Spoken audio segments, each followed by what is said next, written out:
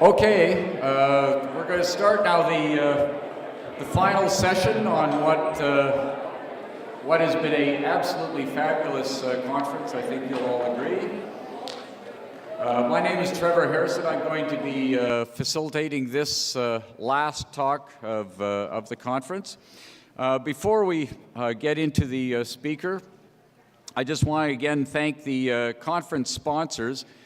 The Alberta Federation of Labour, Athabasca University, Bullfrog Power, CSU 52, Canadian Union of Public Employees, NICHE, the Network in Canadian History and Environment, the University of Alberta's Faculty of Arts, Wordsworth Irvine Socialist Fellowship Endowment, and finally, and I have to make some apologies here, the Health Sciences Association of Alberta, who were left off in the program and perhaps have been missed also in some of the announcements.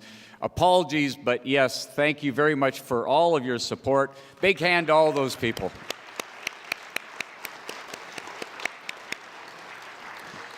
Also want to thank our media sponsors for their generous support. Alberta Views Magazine, who hosted, for those of you who were there last night, a just fabulous, great social at Dewey's last evening for the launch of Jeff Geilis's book. View Weekly and CJSR Radio as well. Thank you very much to our media supporters.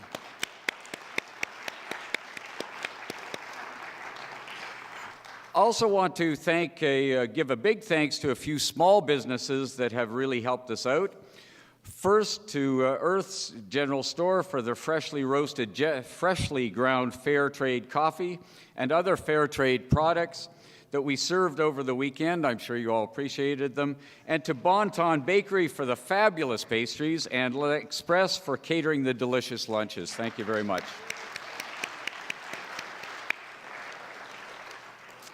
Perhaps most importantly, and I mentioned this actually on Friday evening, the importance of our volunteers. I can't say enough about how fabulous they are.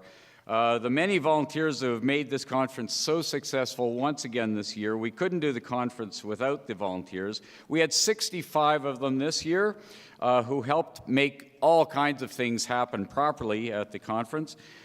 This includes the conference steering committee, the facilitators, all the volunteers who were around the conference. I know if you had to ask them for any kind of directions or something, they were really helpful. Again, Parkland can't thank any of you enough. Special thanks goes to Pete Prasant,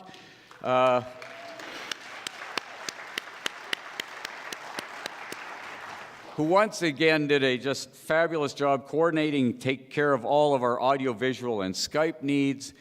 Mark Copen for ensuring that we get both audio and video recordings for the conference for our website, and Rob Butts for all of his effort in keeping our conference website operational and online. We'd also like to thank our coordinators, Kate Ahrens, Anna Vesala, Mina Dahl, Saima Butt, Carissa Halton, Linda Cavill, and Jill Swan-Luzier. Thank you very much.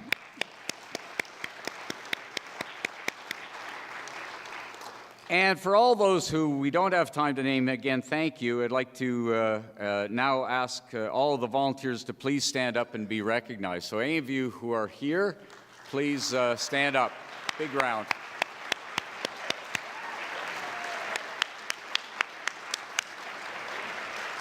All of you, thank you so much. Now, one of the largest thank yous, as always, I need to give is to our incredibly able and very dedicated staff. I've said before that I just can't imagine working with another group of people. They're absolutely amazing, and they're real fun. So if you haven't had a chance to hang out with them, you should do that sometime. I'm going to mention them in very particular kind of orders here. Charlene Oliver, who's our Outreach and Communications Coordinator. Charlene, way up there.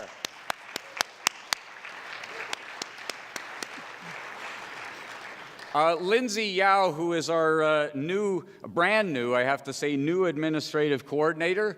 Is Lindsay here? I also want to give a special thanks, and I have to note that I've already told her I'd embarrass her. Tori London, who's our conference coordinator, this is her third year of doing it. She swears she's not going to do it again. I'm going to work on her about it, but Tori, thank you so much.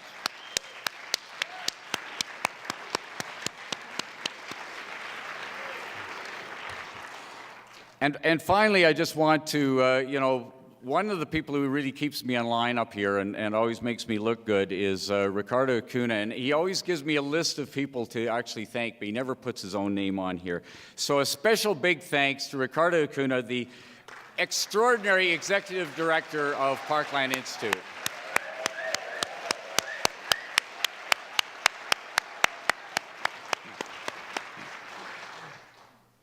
Well, before moving on to our final speaker, I just want to remind you again that Parkland receives no corporate, foundation, or government funding.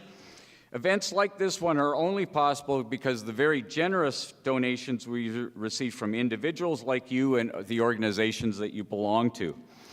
If you haven't filled out a pledge form yet, please do so and drop it off at the Parkland table, and feel free to take extras to pass along to your friends. Well, finally, we come to the end of what has, again, been an absolutely fantastic conference, and to our final speaker. Among the many areas of Parkland research and advocacy over the years has been that in regards to democracy, that is, real democracy. And so we have published on issues on election spending, citizens' engagement, accountability, and voting, among other kinds of issues. One of the great things for me coming to these kind of conferences is to meet with, to listen to a number of people who are frankly my heroes. And the person I'm going to be introducing here is one of my heroes. Duff, down front here.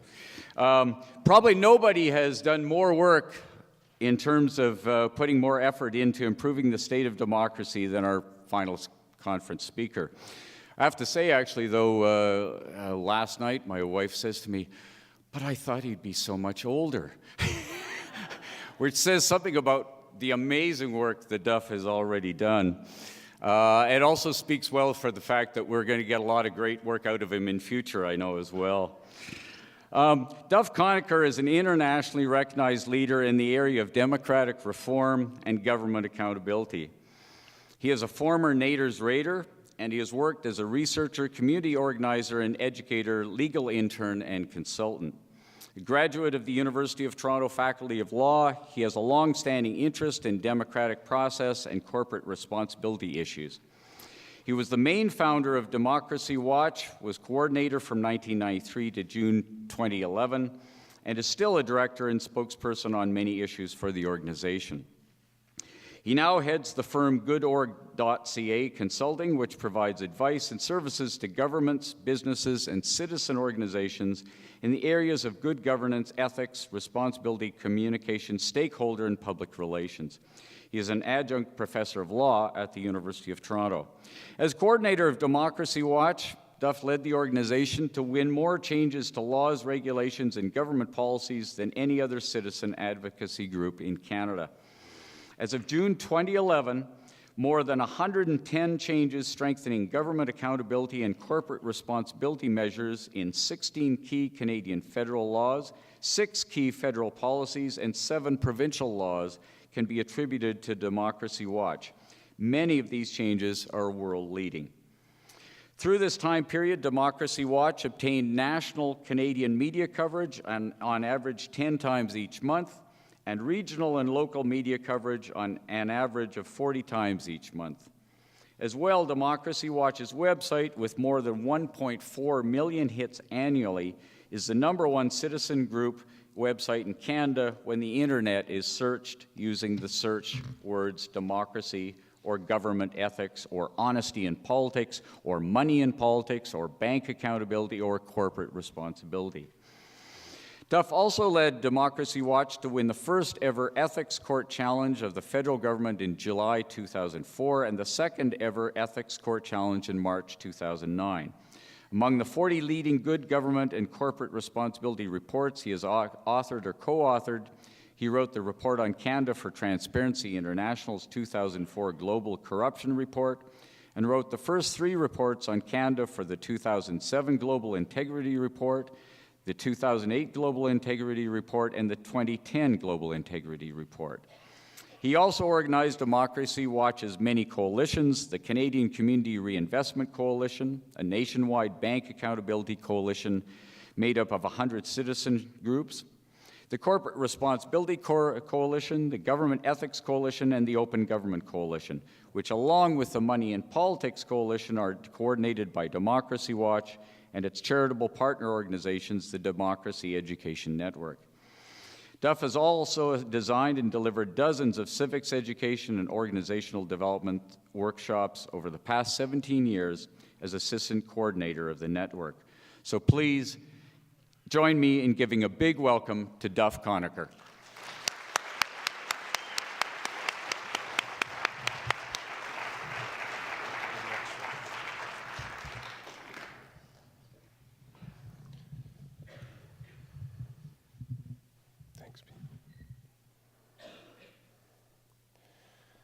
Thank you very much to the Parkland Institute for the invitation to talk with you today on this very important topic of power, politics, and the Petro mess. And thank you very much to Trevor for the overly generous and overly long introduction as well. I sent a short one. It must have been lost in the email. So, cleaning up the Petro mess. How can we clean up the Petro mess? Well, one of the first things that I think we have to realize is we have to clean up the decision-making system for government and corporations in order to really have a chance at cleaning up the Petro mess. The system is the scandal, and so it's not at all surprising that scandalous decisions and actions by people in government, people in politics generally, and also people in business occur regularly. This system actually encourages them to do it. And the system is the mess that underlies all other messes. So it's not that everyone in the system is acting in bad ways. It's just that they're allowed to, and they're encouraged to in some ways by the loopholes and flaws. Why don't we have democracy and corporate responsibility in Canada? Well, first of all, Canada's Constitution was written by 36 men who were elected only by men who owned property, which was about 10% of the population back in 1867. And it took a long time for that to improve in terms of giving women the vote first, and minorities, and last Aboriginal peoples. So that wasn't a great start. Another big factor, and there are a lot of factors, but just to cover a couple of big ones, are that Canada's largest 1,000 corporations spend about $25 billion each year pushing their agenda, including having 10,000 lobbyists across the country in every capital and municipal level as well, provincial, territorial, federal, and all the cities and towns. And by comparison, citizen groups have about 500 full-time campaigners. That's including every single issue, not just environmental issues, every single issue, and spend a total of about 30 million. So you have that kind of system run for decades and decades, and it's not surprising that you don't end up with democracy and corporate responsibility. Again, there are many other factors, but I just wanted to highlight a few of the big ones, the big systemic reasons why we're in the mess we're in. While governments and corporations do bad things for many reasons, it's often because they operate in bad ways.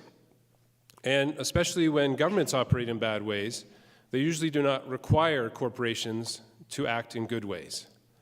mainly because they're making secret deals behind closed doors with corporate lobbyists. And unfortunately, the public, or some percentage of the public, because it's not always all of us, always pays one way or another when governments or corporations act in bad ways. So how do we get out of this mess? Well, there are more than 600 specific measures needed to have a democratic good government. And another 300 needed to have real corporate responsibility. And another 100 general, not specific, but more structural general measures to have a fully democratic society. So, in the time remaining, I'm now going to go through all 1,000.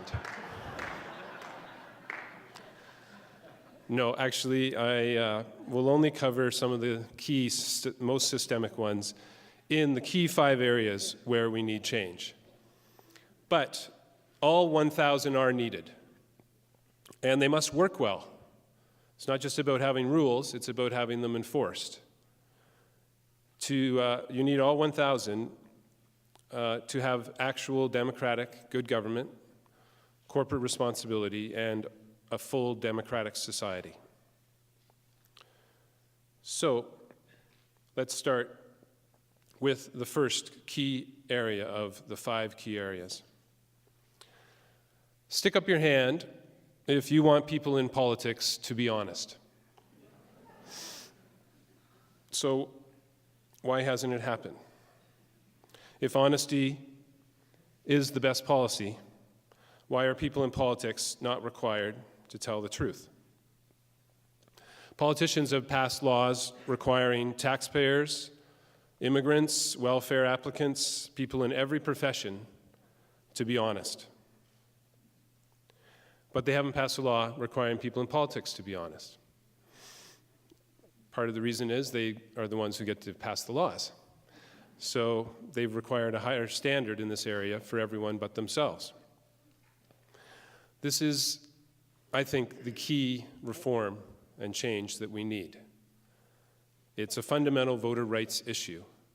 It underlies everything else. Nothing else works without the requirement to be honest. If you don't really have that sense, all you have to do is watch US politics right now. And for the past, I'm told, 25 to 30 years, when the real spin and counterspin, all of it misleading game started 25 years ago. And then it's just gotten worse and worse and worse. You can't have a reasonable debate about what to do, what's in the public interest and in the common good, if both sides can be dishonest. It's also a fundamental voter rights issue. You cannot be an informed voter if you don't know which promises and statements are lies. It's the #1 voter turnoff, according to all the polls. We are all caught in an imperfect information game, if you know game theory. We're in an imperfect information game, all of us. We're essentially all playing poker. And we're hearing talk, talk, talk, talk, talk, talk, talk, but we don't know who is bluffing. And when we vote, we're laying bets. I play a bit of poker. It's not a great position to be in, especially when you have to make that choice and it's your money at stake, or whatever other interests you have and concerns. So this is a #1 big area that underlies the mess, a #1 mess. I could be polite about it. Often the media is, they say that so-and-so fudged it, or that they misled, or that they misspoke. But, I mean, the actual word is that they're lying. And the real way to describe it is, I mean, you know what it is. It's a load of crap. That's what it is. It underlies the mess. Because it is a mess, it's a load of crap. And the excuses that are given for not passing an honesty in politics law are one, that it wouldn't work. Well, there's an old saying that don't let the perfect be the enemy of the good. No law works entirely perfectly. Even stop signs don't work entirely perfectly. But we still have them all over. We have criminal code. We don't assume everyone's a criminal. But we have it. We have police. We have courts, judges. It doesn't work perfectly. It doesn't catch everybody. But we still pass those laws and all sorts of other laws. So the excuse that it wouldn't work, I mean, that's just not an excuse. It wouldn't work perfectly, but it would work in a lot of cases. Another thing I hear from lots of people is there would be a flood of complaints. Well, that's a reason to pass a law, not a reason to not pass a law. If there will be a flood of complaints, it means there's a problem, and we need to stem the tide. The most insulting is they say people can't handle the truth, that only politicians are somehow psychologically prepared to face reality, and everybody else can't handle it and doesn't want to know the truth either. And when I hear these excuses, here's what happens to my brain.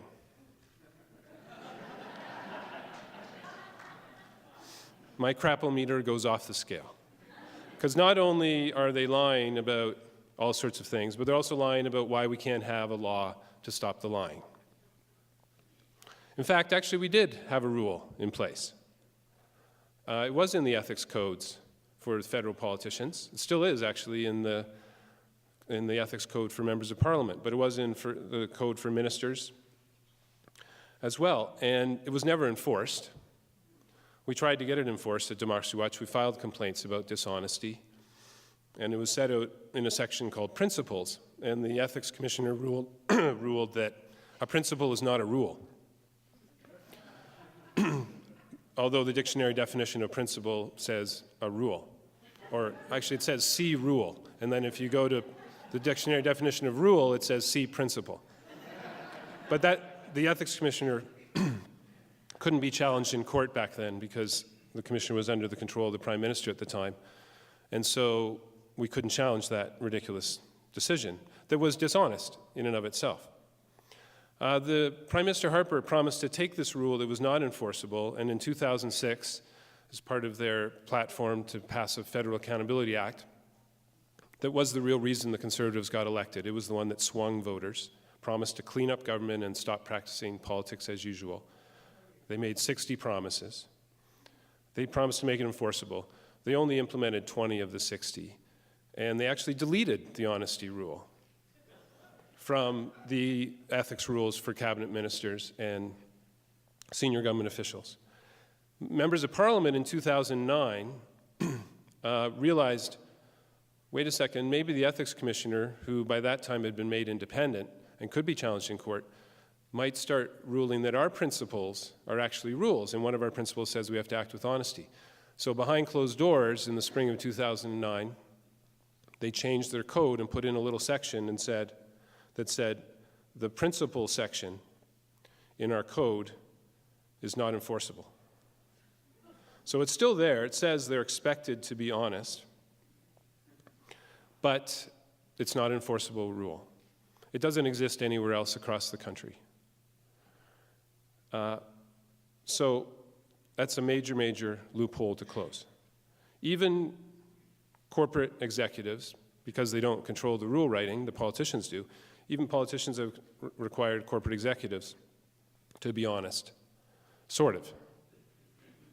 Accounting principles are very loose, so it's pretty easy to misstate your actual financial position and deceive investors. There is a rule against false advertising. But if you look at the labels of any product, and those labels are allowed, I mean, it's a very loose rule. It used to be 100 years ago that orange juice meant juice made of oranges, but now orange juice means juice that is the color orange. And that's allowed. So that's not a very strong rule. The latest ad for the tar sands it's running has one of the executives saying, "We want nothing more than for this to be done sustainably. I think a false advertising law, if it was effective, would say, corporations, you're not allowed to say in your ad what you want. We want to know what you're actually doing. Because, of course, you want it to be sustainable. The issue is, can it be sustainable? Is it sustainable? And be required to give the facts and the figures. All the small print you see at the bottom of the ads, running on TV, why is that not required to be much larger and to be on the screen for a lot longer? So there's the requirements there, but huge loopholes in the corporate area as well. And you know what that is in the corporate area as well. That's a load of crap. It's another load of crap, another mess that underlies all the other messes. Now, how do we get out of this? Stick up your hand if you've ever sent a letter to your politicians calling for an honesty in politics law. What about an honesty in business law? Okay, when I asked you the previous question, if you want it, almost everybody stuck up their hand. If we want to change the system, we have to work to change the system.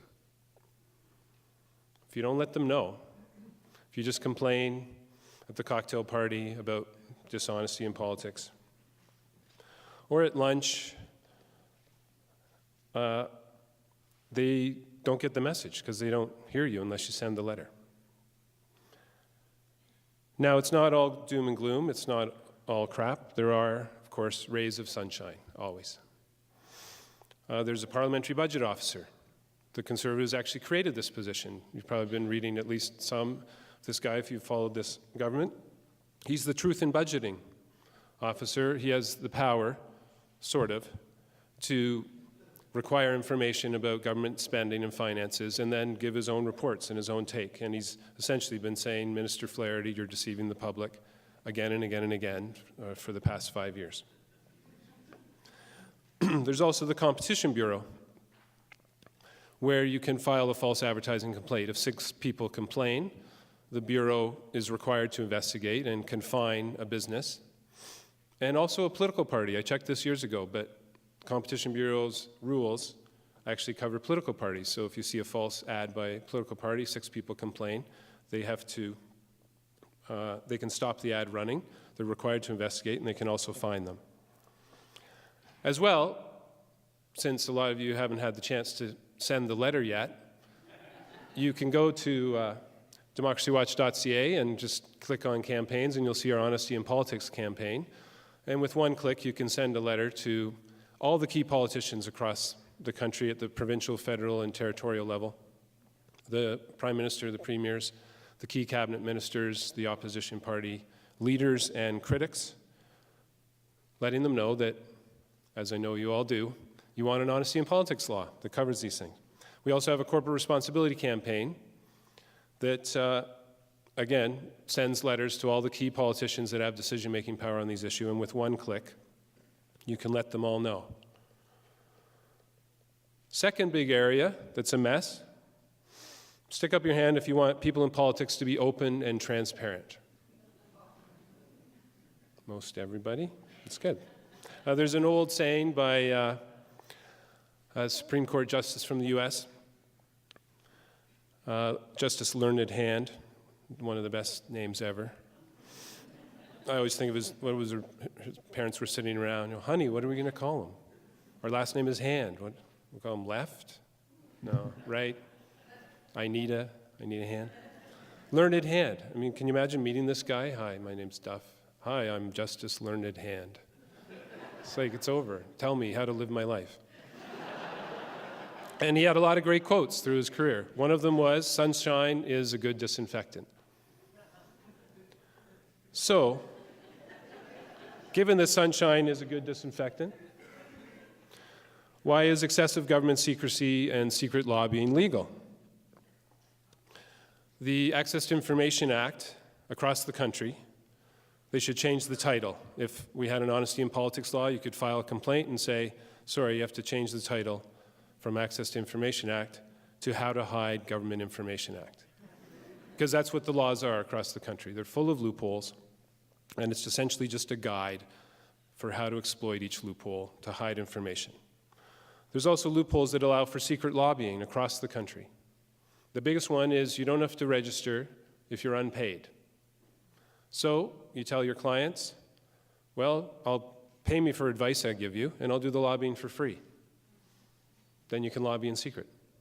Because that loophole's open, you may have heard these bans on politicians lobbying after they leave government. There's no ban, because they just exploit one of the loopholes, and then they can lobby in secret. It's not a ban on lobbying after you leave government. It's a ban on registering as a lobbyist, but you don't have to register if you're not paid. You also don't have to, the loopholes are there to hide corporate lobbying. You don't have to register if you lobby 1 day a week and no more for a corporation. That's legal. You don't have to register if you're lobbying about the enforcement of a law, which is a lot of corporate lobbying is in the area of enforcement of law. So these kind of loopholes allow for excessive government secrecy and secret lobbying. Stick up your hand if you want people in business to be open and transparent. Most everybody. Given that sunshine is a good disinfectant, why are businesses not required to disclose all their wrongdoing on a searchable website? Why can't we just go to the website? You're trying to decide where to shop, and you just punch in the name of the company and everything would come up. All the allegations, labor, human rights, environment, consumer, all the violations. And then you would be able to be a fully informed consumer or investor, which even if you're on the complete free market right-wing side of your approach to society, it's all still based on being fully informed. But we can't be fully informed right now because these kind of laws do not exist. Also, we really need to focus on what banks are doing.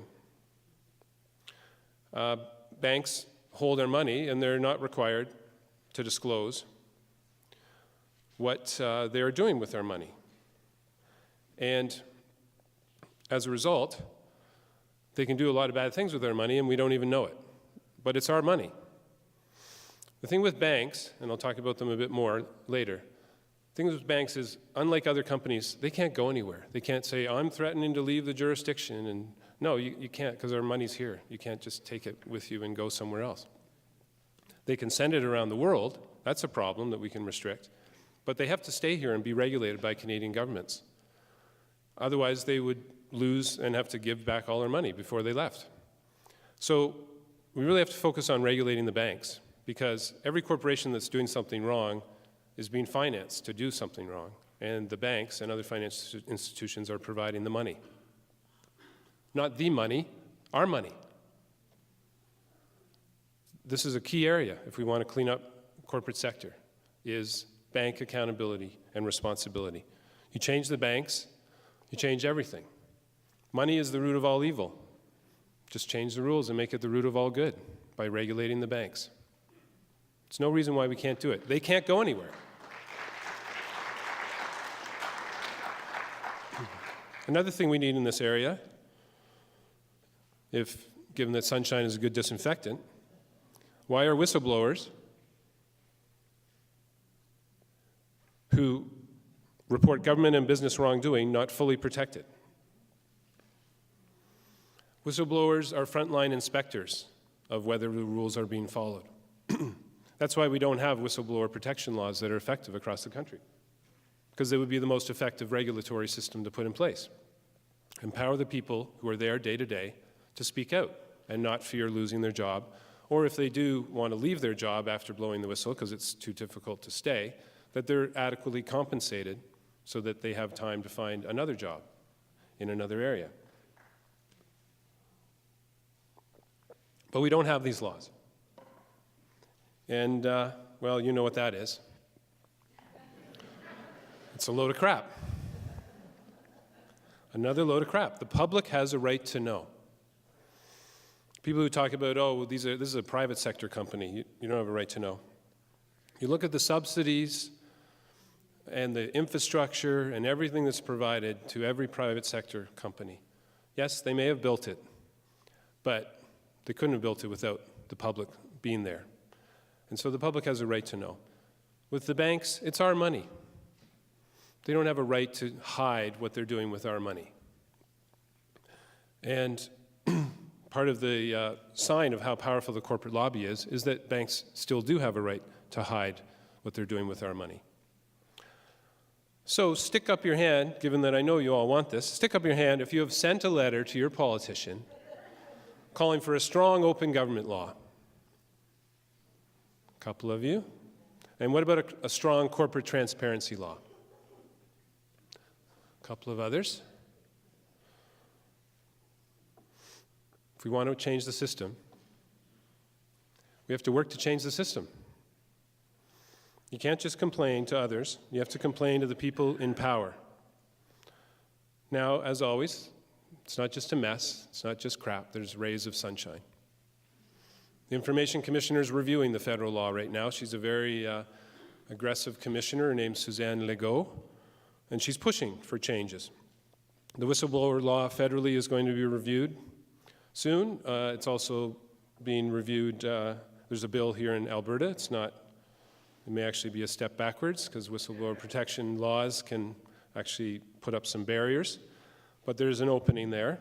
And then the parliamentary budget officer, again, he's pushing for transparency, and he's actually going to court. He's taking the federal government to court for the refusal to give him the information that he has a right to.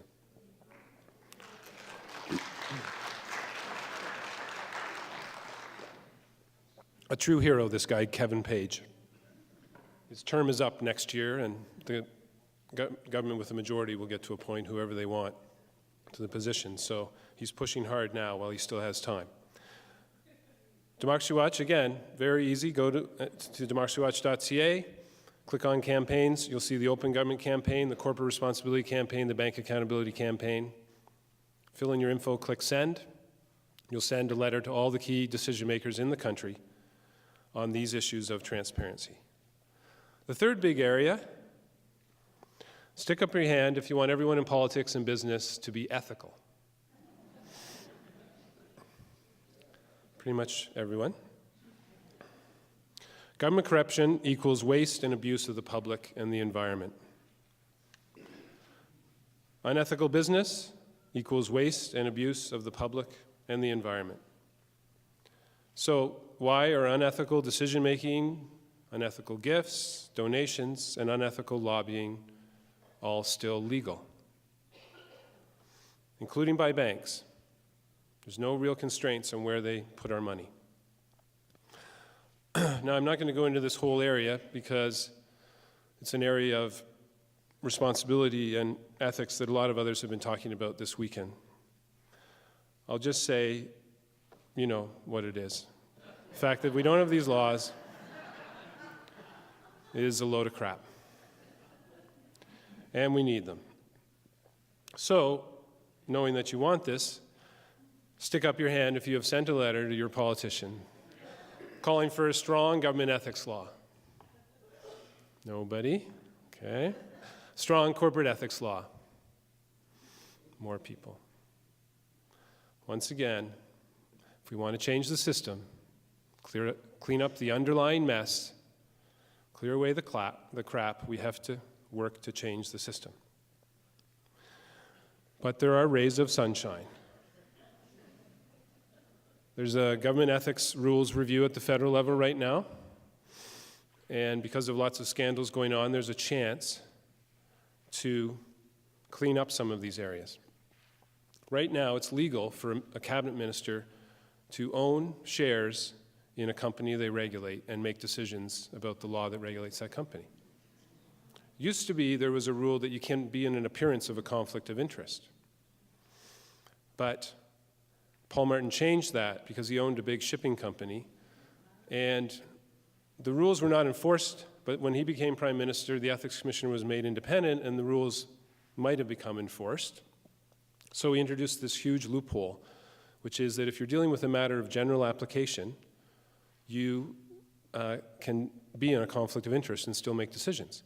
99% of the decisions ministers make are matters of general application.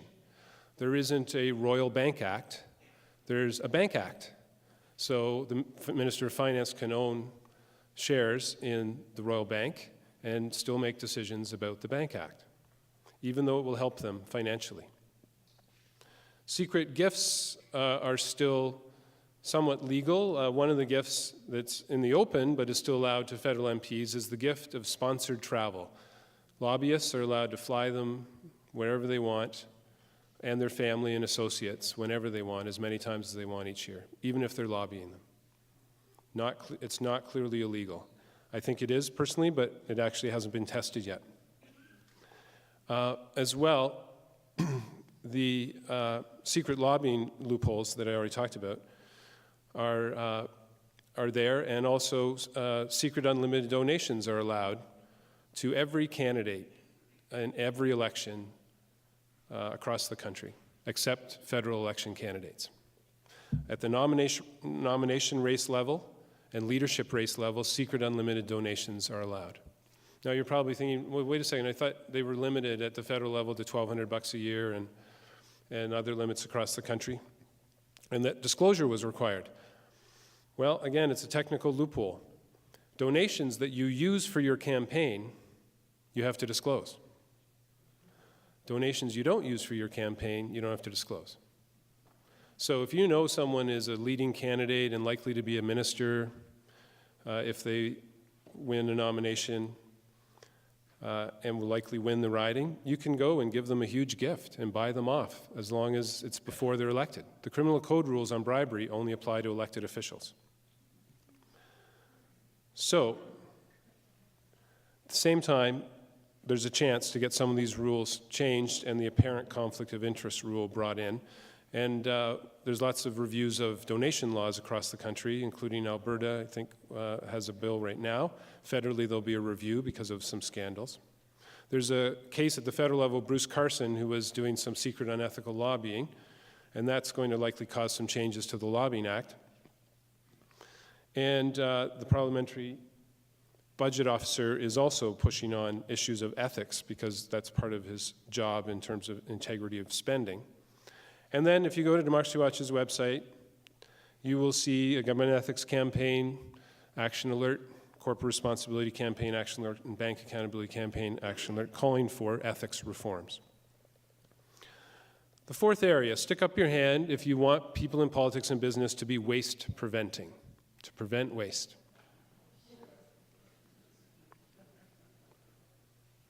We don't have time, money, air, water, soil, minerals, plants, or trees to waste.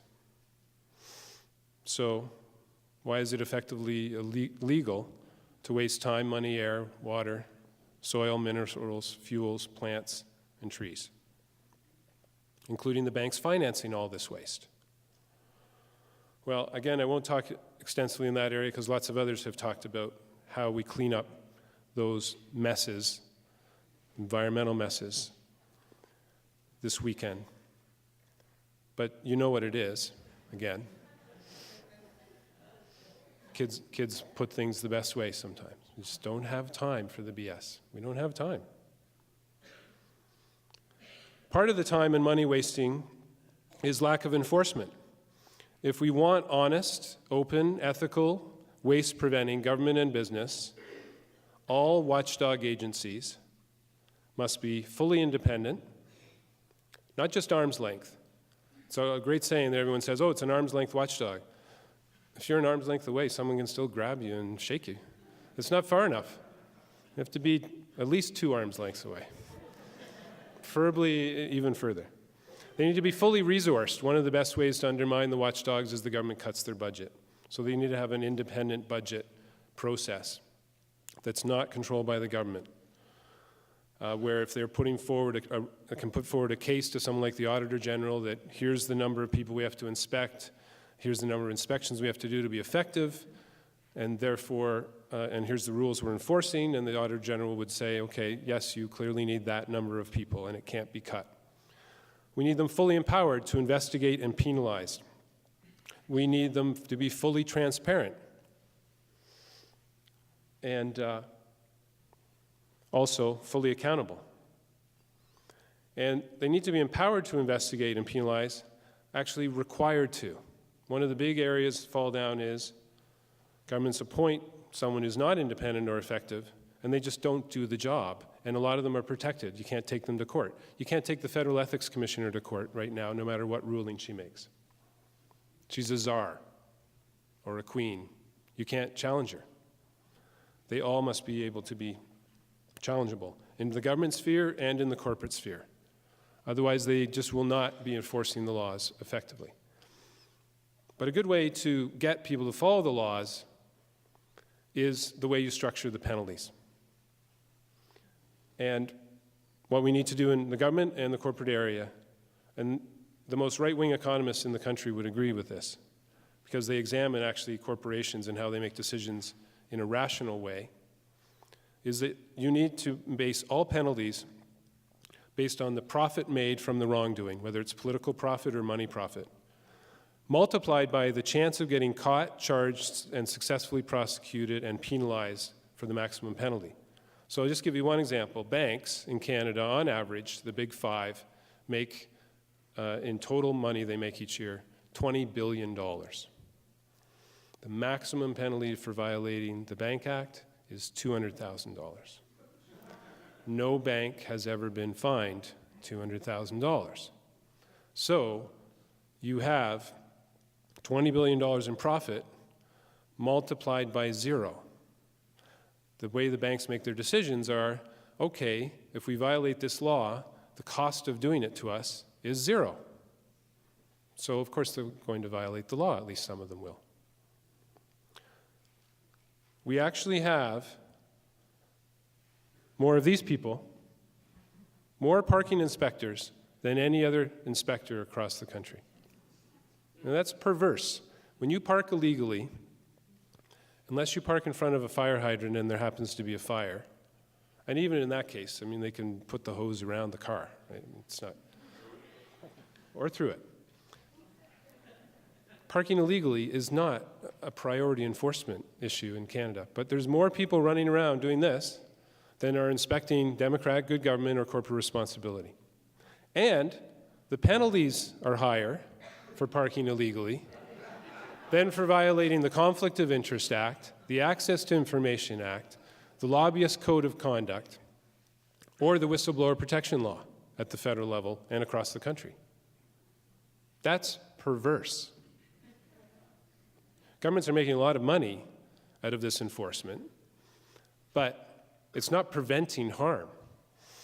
And the areas where lots of harm could be prevented, there's very few inspectors.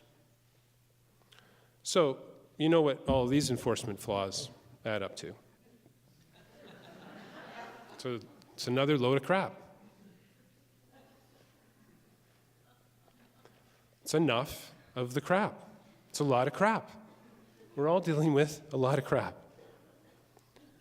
And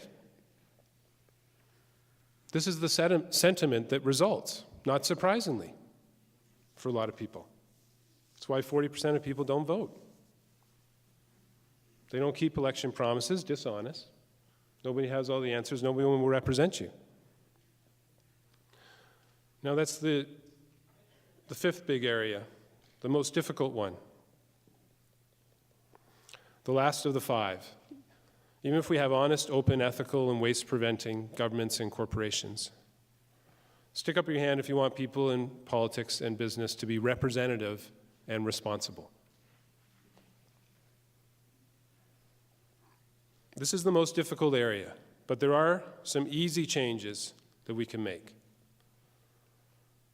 The easy ones are make the voting system more representative. Pure proportional representation that can give very small parties leverage power over more pluralistic, mainstream, and larger parties, that can be dangerous. There was a question about that in the previous session. But almost every other variation on a voting system is better than what we have now. So it's a priority and it's an easy thing to do. Why hasn't it been done? Politicians write the rules when they get into power, and they have majority power often, usually, with the minority of votes. They don't really want to give it up, unfortunately. But it's an easy thing to do. We can allow a vote for none of the above. So at least those 40% who don't want to vote for somebody can come out and vote for none of the above. That would send a shock through the system. Well, initially it would give an out and would allow parties to realize, hey, there's 10, 15, however many, 20% would come out and vote none of the above. What do those people want? Because if I can figure out how to give them what they want, then maybe next time they won't vote for none of the above. Right now, you spoil your ballot, it's not counted differently. In Ontario and Alberta, actually, you can decline your ballot. They never publicize this right widely, but you can go out and vote none of the above in Ontario and Alberta. And if a lot of people did so, the parties would wake up and try and figure out what those people want. Because they're clearly engaged and interested, and they want to vote, they're just not seeing something that satisfies them. We need an independent commission to screen candidates for cabinet appointments. Prime Minister appoints, if the Prime Minister sticks around long enough, more than 3,000 people who enforce laws. They appoint a lot of party hacks who don't know what they're doing or do things on a partisan basis or ideological basis. And it hurts law enforcement. If you do not have a rule of law, you do not have a democracy. We don't have a rule of law in Canada, mainly because of these appointees who are selected by prime ministers and premiers, and it's not a merit-based independent process. Fixing election dates, not the #1 thing to do, but it still helps make elections more fair. We need to restrict the prime minister and premier powers to control the legislature and other politicians, and allow a majority of parties to initiate a public inquiry. There's about 20 things federally in the last 15 years where there would have been a public inquiry if the opposition parties could initiate it. And they wouldn't be just going off and, oh, we're just a fishing trip. There were serious, serious problems. And they've been covered up because there hasn't ever been an independent investigation. So instead of just allowing the ruling party to decide whether there'll be an inquiry, make it a rule that if a majority of parties want it, it will happen. There are some easy changes in business as well. Make voting for boards of directors more democratic. Right now, CEOs, the chief executives, choose their boards, essentially. And the boards are supposed to be there holding them accountable to the law and all sorts of other standards. CEO, it's a closed system now. It's a closed club. The European Union is considering right now a quota for women on the board. Norway already has it. All of the research that's been done show that businesses are not only more profitable, but also more ethical if there's more women on the board. Not a very difficult thing to do. And there's ample evidence that this should be done.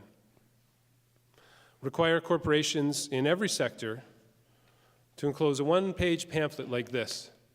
It's one of the most important reforms to democratize corporations in every sector.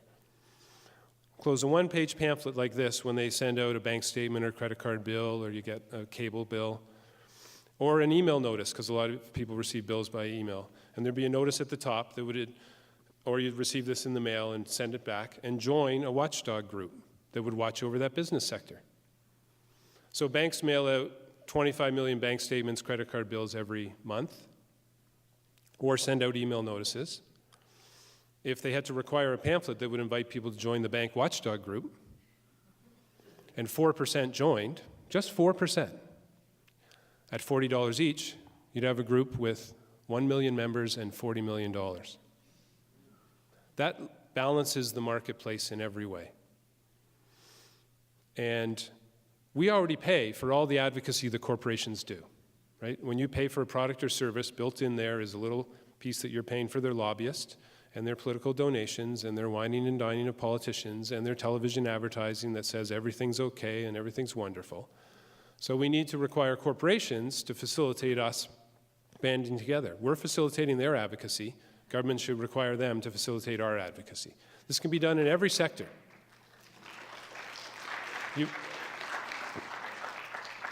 board a plane, you'd be handed the pamphlet to join the airline watchdog group. You go check out at the food store, you'd be handed the pamphlet to join the food industry watchdog group. You go to a lumber store, you'd be handed the pamphlet to join the forestry industry watchdog group. You go to Home Hardware and buy something that's made out of a mineral, you'd be joining the mining watch group, which already exists, but I think they should push for this because then they'd have 1 million members and $40 million annual budget. which would change their advocacy in very significant ways. Another way to do this is a share of royalties for all the resource companies should be going to a fund, and citizen groups that watchdog over that industry should be able to apply for grants to that fund. The big fight would be who's on the board of the fund. But a simple idea. If government is not going to watch out for us in all these sectors, let us watch out for ourselves.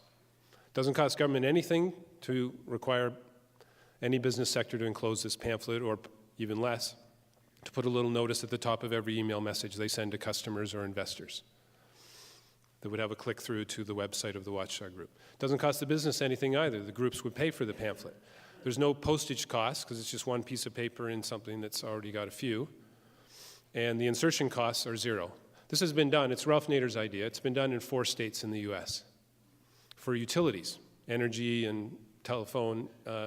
Illinois Cub is one of the most successful. They've saved people billions. They help people with complaints. They lobby for changes. This is, as Nader calls it, the silicone chip of the citizen movement.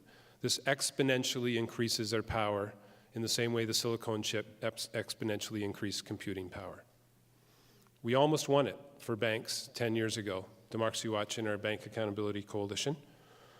We had a Senate committee and a House committee recommended and a federal task force. And Paul Martin rolled over and instead created a regulatory agency called the Financial Consumer Agency of Canada. So it was still a win because he created a regulatory agency where there wasn't one before. But this is the key win. And it's very hard to argue against. No cost.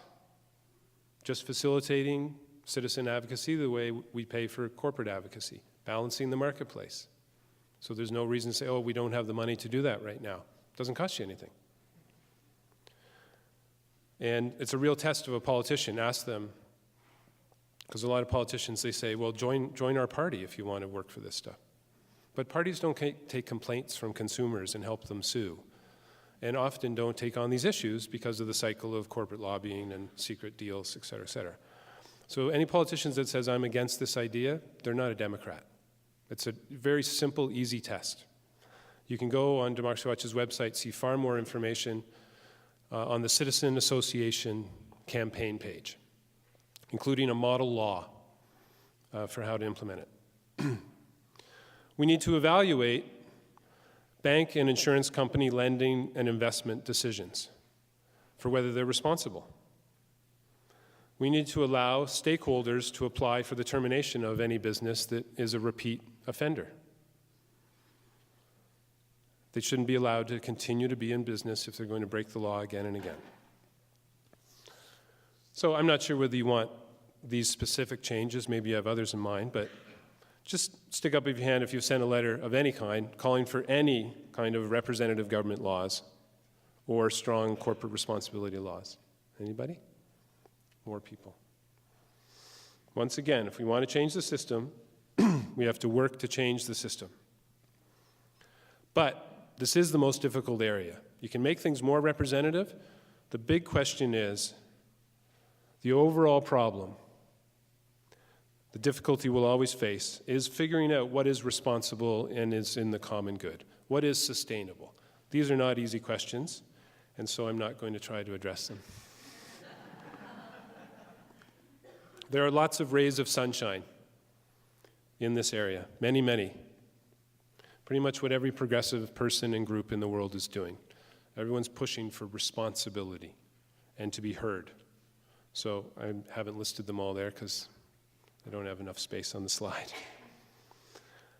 Campaigns of many, many groups and action alerts that you can send and sign in these areas.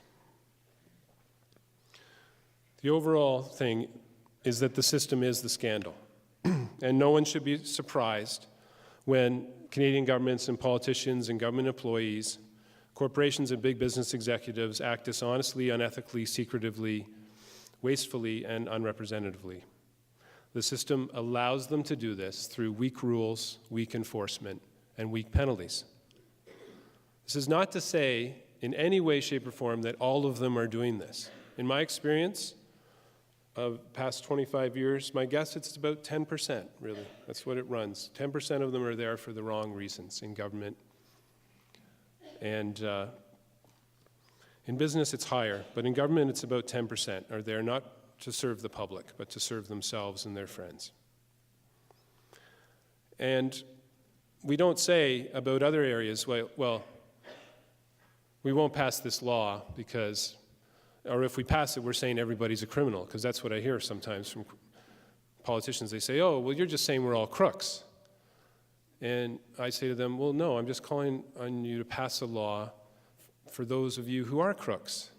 And to imagine that none of them are is just silly. That would be like saying, well, we don't need any laws, because if we had a law, we'd be assuming someone was bad. We know that some people are bad.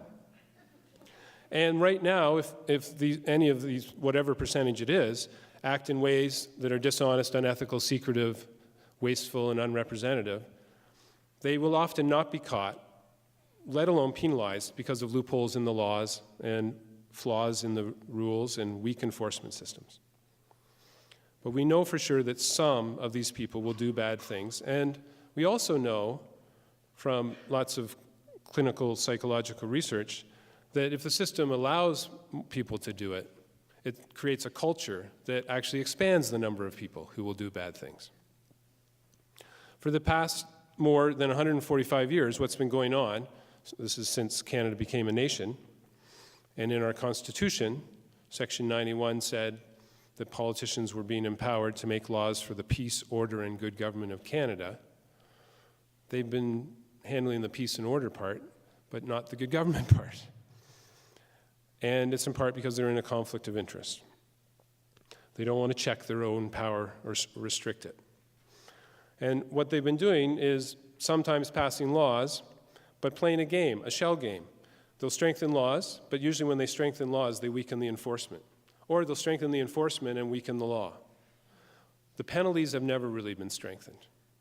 They're a joke across the board. In this election fraud robocall situation, the maximum penalty is $5,000. The person could go to jail, but no one's ever gone to jail for violating the election law in recent decades, and so it's unlikely to happen. So again, anyone doing this calculation would say, okay, what's the political profit versus the chance of getting caught and actually penalized to the maximum penalty? And obviously they decided that the profit outweighed the cost. So where does that leave us? Well, my dad passed away recently, and so I've been thinking a lot about why we're all here and what does it all mean. And I don't know. The title of the talk is Cleaning Up the Petro Mess, Not Every Mess, so I'm not going to answer that question for you. No, I do have an answer. I think we're all here to make the world a better place, and that's what gives our lives meaning.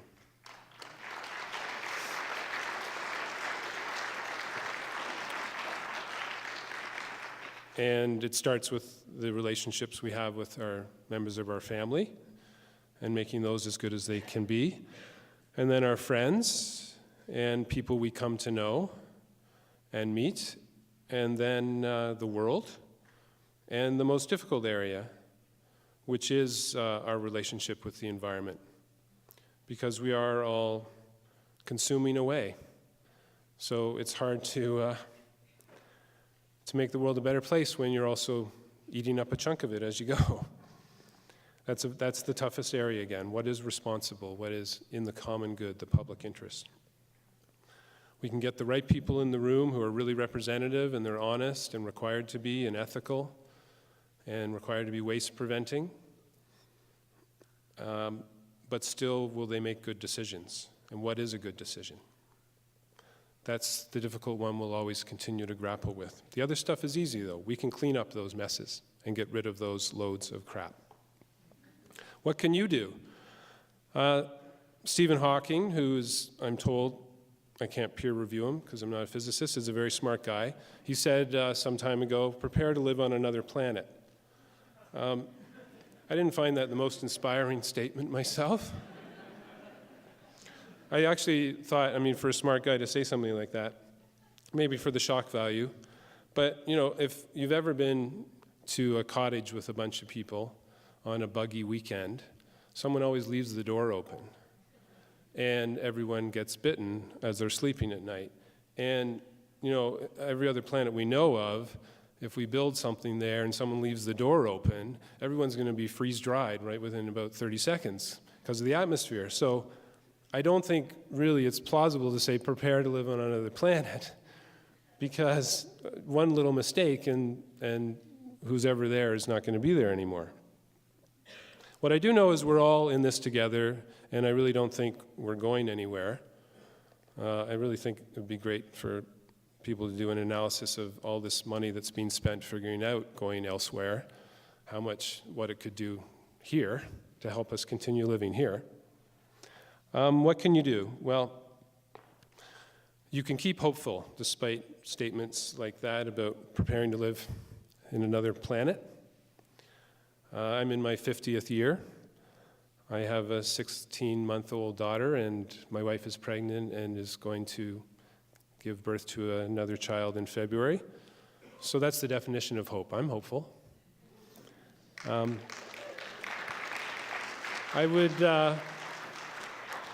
would suggest, if you want to try and figure out how to deal with all these stormy seas we're dealing with, read a book called The Tao of Pooh. It's not a load of crap. It's about Pooh, Winnie the Pooh, though, not the other stuff.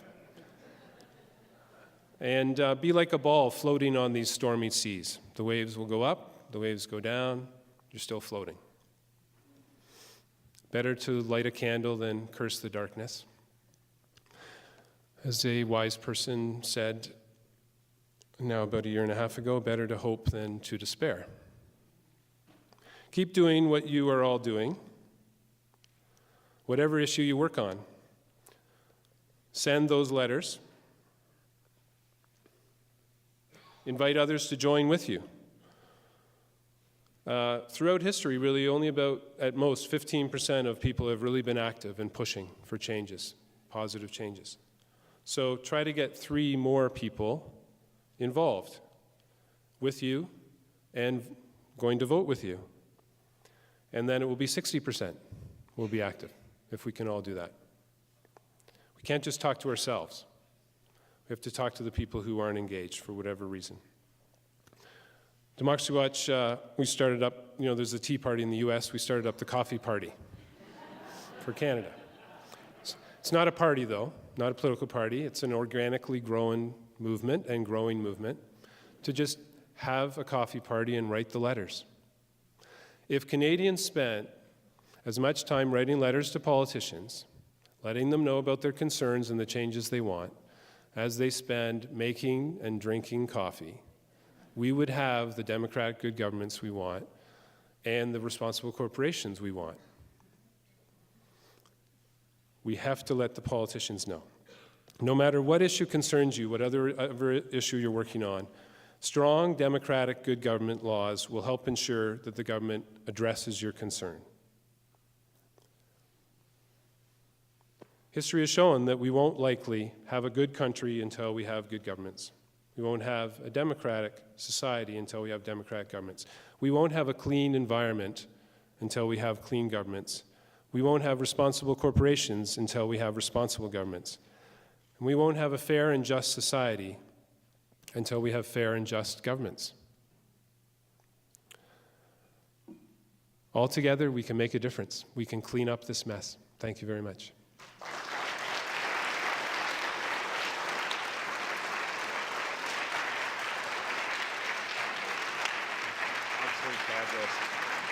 Do you mind taking a couple of questions? No problem.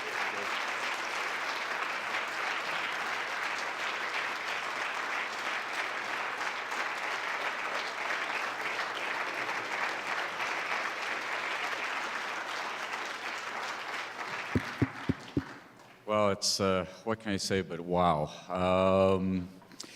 It's getting a bit late, but Duff has very kindly agreed to take at least a couple of questions. Mic is going on. There it is.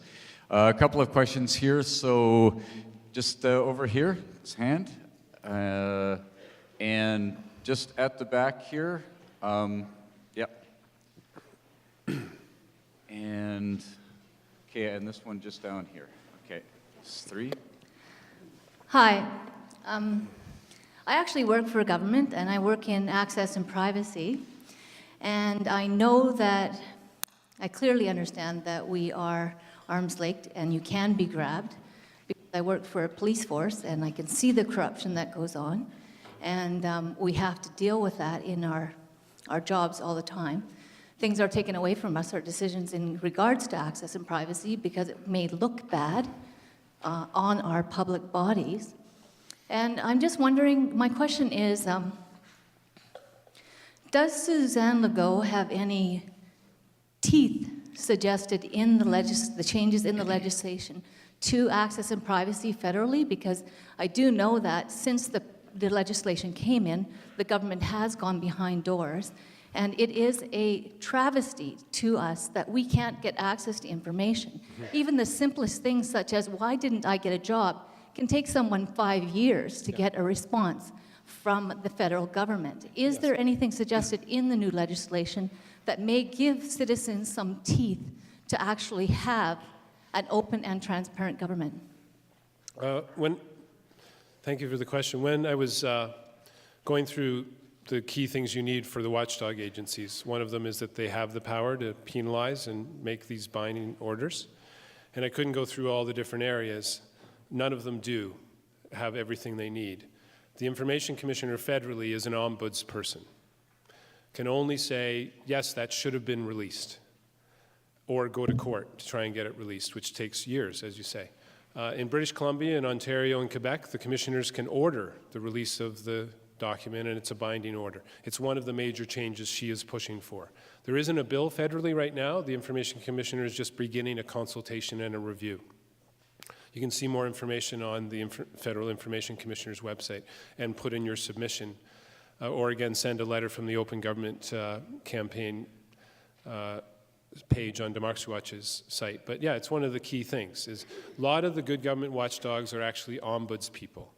They can say something was wrong, but they can't force anyone to reverse an action, and they can't penalize them. They're lapdogs in that way, not watchdogs. So we need to give them teeth.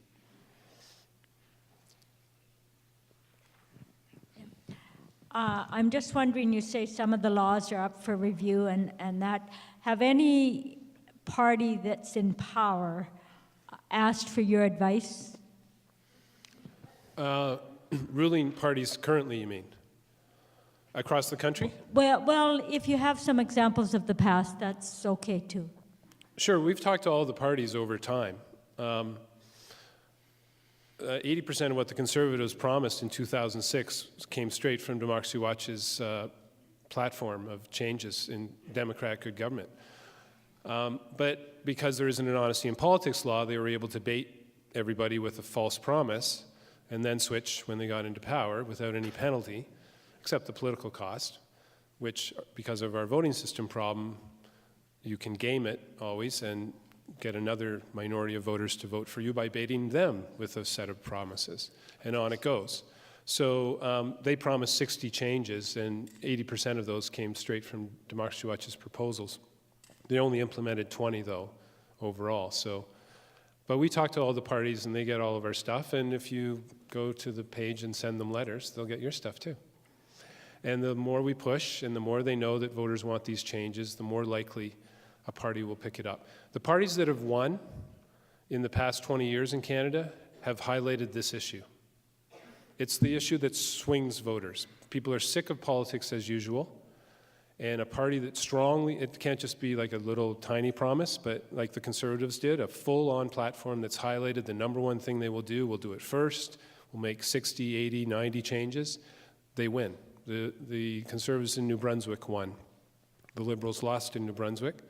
First time ever that a party had lost after one term in New Brunswick since Confederation, because the Conservatives promised 60 major changes to government accountability. The Chrétien Conservatives won in '93 by promising to govern with integrity. They didn't. The Conservatives in 2004 federally didn't promise good government. They didn't win, but they won in 2006 by promising it. The NDP had a big boost in Quebec by promising to change Ottawa, fix it. Any party that's highlighted this, which is what's so strange, they all want to be in power, but they don't make these promises because they want power without accountability. But if you push them enough, usually one of them will respond and they'll benefit from it and they'll keep on doing it. And we've won 110 changes. As Trevor mentioned, I was the only staff person through that whole time period. It is possible. It's their Achilles heel because people are really disgusted and fed up. And so they can't get away with it. They can't spin it or mislead people that they're actually practicing democratic good government. Everyone knows they're not.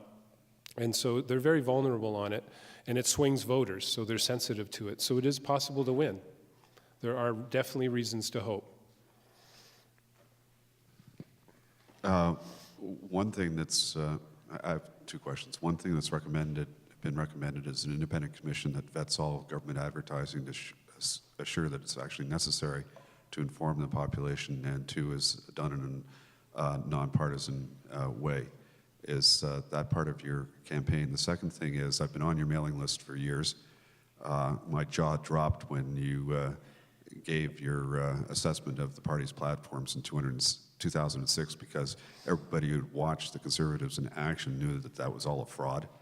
But nevertheless, you gave them advertising that they were proposing good stuff. Do you regret the way you handled the vetting of formal programs as opposed to real programs in the 2006 election? I'll start with your second question. No, don't regret that, because we believe in honesty in politics, so we did an honest report card. They had the best platform. The news release and all the media coverage we did said, but there isn't an honesty in politics law, so everyone should take this with a large grain of salt. But their platform was literally 10 times more comprehensive, the Conservatives in 2006, than any of the other parties. So we would have been lying if we said they should not get the best grade for the best platform. But all the media interviews we did, we very much set out the caveat that people should be wary. In terms of the second question, yes, in Ontario there is a commissioner, and leading up to elections, sorry, it's actually the Auditor General, leading up to the election in Ontario, the Auditor General has the right to review proposed government advertising to determine whether it's party propaganda or it's actually advertising of things that people know. And we need this across the country. And it has to be not just leading up to the election, but all the time, with an independent commission able to say, no, that's not an ad for the government, that's an ad for the ruling party, and you can't run it. Or to even correct government ads for being inaccurate. So that's definitely a reform that's needed as part of the honesty in politics law.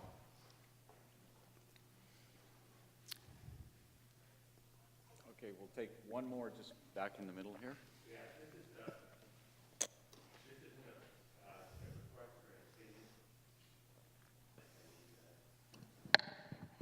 This is a request for an opinion. About a month ago, the Supreme Court ruled against a challenge by a Liberal candidate who'd lost by a couple of dozen votes. Yes? I'm just asking for an opinion, a judgment, like ideas like how many of the judges there were appointed by the Conservatives, and what avenue, from my point of view, it seems to be an incorrect decision. I don't have a legal background, but it seems to be profoundly undemocratic. Yes. And it just seems to challenge common sense that a process that would allow uncredentialed people to walk into the voting booth and not be a fundamental question of a right of a participant to challenge that process seems to fly in the face of common sense. Yes.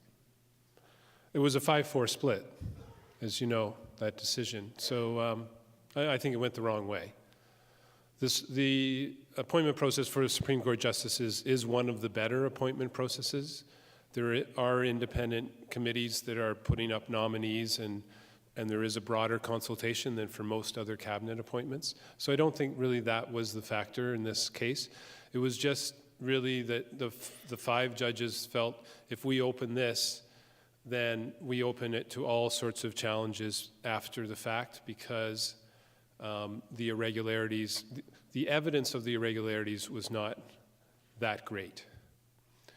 The seriousness of the irregularity was very great, but mainly they made the decision on the fact that there weren't 1,000 or even thousands of people that the Liberal MP who lost, or the candidate who lost, brought forward. He brought forward some evidence, but not a lot. And so I think if someone brings forward a lot of evidence, they'll have a good shot at winning in those situations in the future. But I still think on this one there was enough evidence, and the majority should have ruled that this should have been overturned and a by-election held. So it was an unfortunate decision. I think we'll draw it to a close there. I want to say that over the years, one of the things that has quite often been said by people evaluating, and I will remind you, please do the evaluations, but quite often people say, you know, Parkland's great at doing kind of the analysis, but we wish we had some real answers to how to deal with things. What we just heard here today, I think we could take that, and if someone seriously ran this is the platform and we're not going to change it when we get into office, that is a programmatic that we could actually go with and a lot of Canadians would support. And again, thank you so much, Duff, for just fabulous talk.